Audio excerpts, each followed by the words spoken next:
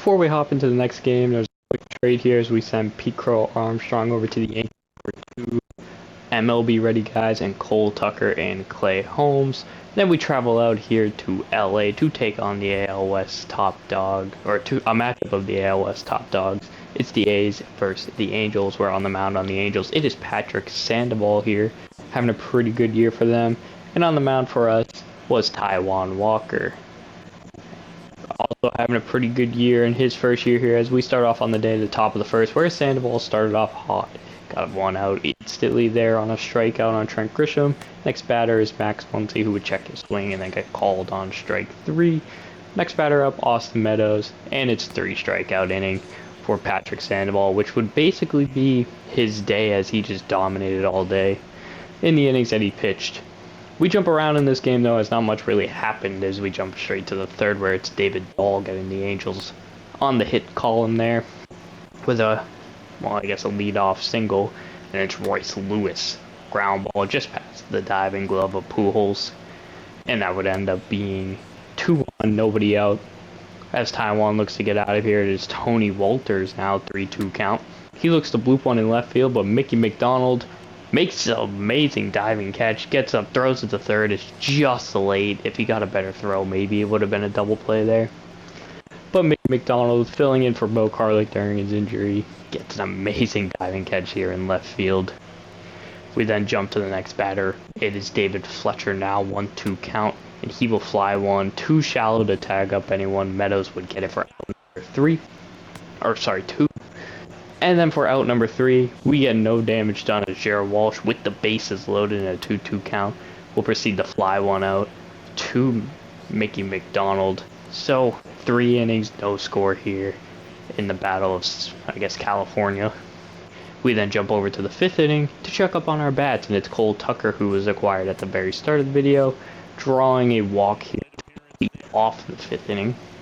We then go to the next batter, which is Asan Diaz, and he would proceed to ground one, diving stop by Rendon, but not able to get him out. So it's just tallied as another base hit here. And then we go to Soderstrom a couple batters later with 1 down. It's a line out here to Rendon for out number 2. And the Athletics would proceed to put nothing on the board as Trent Grisham would proceed to ground out for out number 3 here in the 5th. We then jump over to the 5th inning here, 3-2, 2-runner on. Draws the walks and bases are loaded here, but I don't want to get out of it. With a ground ball, double play here. But it's out.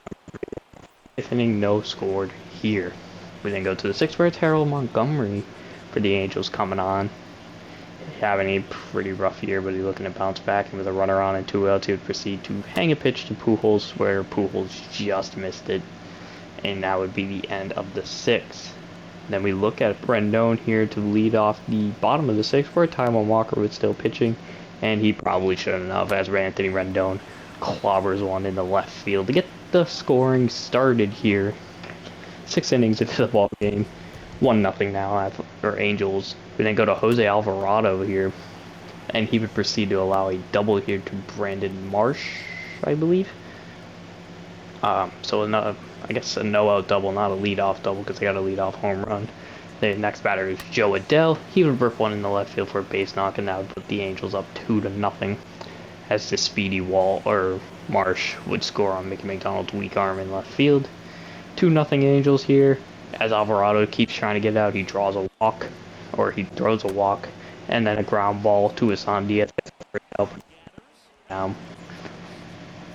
Next batter up would be Tony Walters here, 3-2. He would proceed to bloop one in the left field and outscore both runners. So the Angels in 1 inning strike for 4 runs here, and they get a big 4-0 lead here. That would end Alvarado's day as Clay Holmes comes on to the mound now, just acquired, and they would try a hit and run with Tony Walters and David Fletcher. That didn't work. He missed the ball, Fletcher. Walters gets thrown out, and then the next pitch, Fletcher grounds out to end the inning, so Clay Holmes gets instantly out of that inning. We then go to the top of the 8th as Harold Montgomery kept throwing a good game, and he would proceed to just hang one too many pitches as Soderstrom would drill one 420 in the right center field to get the A's on the board here. And I don't know how many home runs he had. It's going to show here, but he's just not had a great year, and he's been hurt for a good chunk. Jose Suarez would come on and get out of the 8th inning here, striking out JD Martinez. We then jump to the bottom of the 8th first. Now runner on, it's Kolarek here. Or it's Adele drilling one in the right field off Kolarek here, and that would up their score to 5-1 as Marsh scoring all the way from first base. 5-1 Angels. That outfield could be good if Adele keeps playing well when Trout comes back. And then Royce Lewis decides to make it 6-1 here as he drills one into right center field gap for an easy RBI double. We will then go to the top of the 9th where Aaron Loop would come on, not for a save, just get out of the game here. And he would proceed to do that, but after Dansby Swanson hits a 2-out moonshot here. Well, not really moonshot, but homer to right center field. All right, perfect. So Swanson gets his 13th homer of the year here, heading into the trade deadline, and that would basically end it as Mickey McDonald here in a 3-2 2-out here. He would proceed to check his swing, but get called on strike 3, and the Angels would pick up the win here in LA. A score of 6-2. The loss on the day, I believe, goes to Taiwan Walker, but there's a game that goes to Alvarado instead, as the win will end up going to Montgomery as he pitched a good solid, I think, 2 1/3 inning. I believe player of the game goes to either Rendon or Adele. I guess we'll check here in a second, but our bats just did not do anything as the Angels bats just kept going. Adele went 2 for 4. He wins player of the game there. Rendon had the solo shot. Royce Lewis and Brandon Marsh both 2 for 4 with a double. Royce Lewis with an RBI. Marsh scored 2 runs. As for us, we only had 5 hits. 2 of them were Trent Grisham. 1 home run from Dansby Swanson and 1 from Soderstrom are the only scores we put on today. As we drop to a big game in the top 3, or in the 3-man race or 3-team race here in the AL West. And before we hop into the next game, we're getting close to the trade deadline. You see the Cubs acquire Byron Buxton here, and then we make our own trade as we send Swanson and Rengifo over to the White Sox for Colson Montgomery and Aaron Bummer. Swanson and Rengifo weren't having good years. Colson Montgomery's a good prospect to have, and Aaron Bummer's a good reliever to have in our push for the playoffs. And here we have another AL West matchup as we face the Texans? The Texas Rangers. See on the mound, it's Dane Dunning here. And in the first of the 3-2 count with 2 outs, JD Martinez proceeds to get an RBI here on a hit and run. And that would start off the game early here as Meadows, who drew the walk, slides in at home to get the 1-0 lead.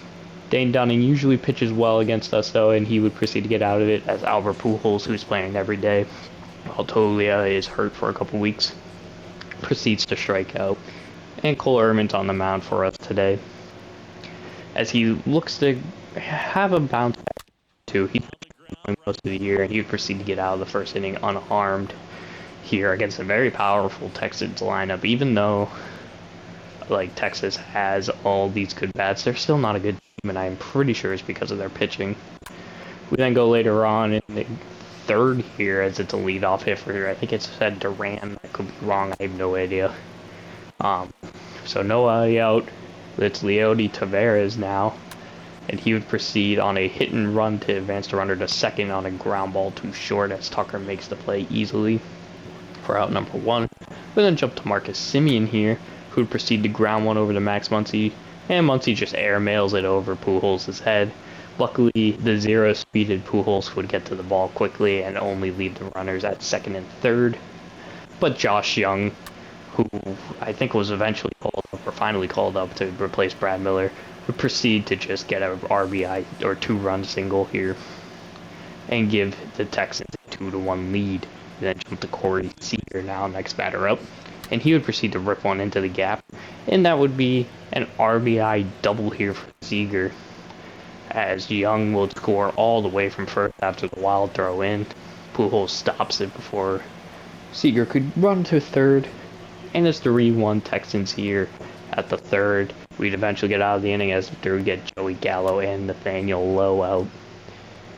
And again, Texans up 3-1 here as the Athletics look to bounce back in the next inning here. Pujols, one of the next guys up, but we proceed not to do that as we jump all the way to the bottom of the fifth, where it's Corey Seager bringing one opposite field against the ship. Gabriel Maciel, recently called up to play another outfield spot, would proceed to get to the ball quickly and hold it for a double for Seager, who gets his second double of the day.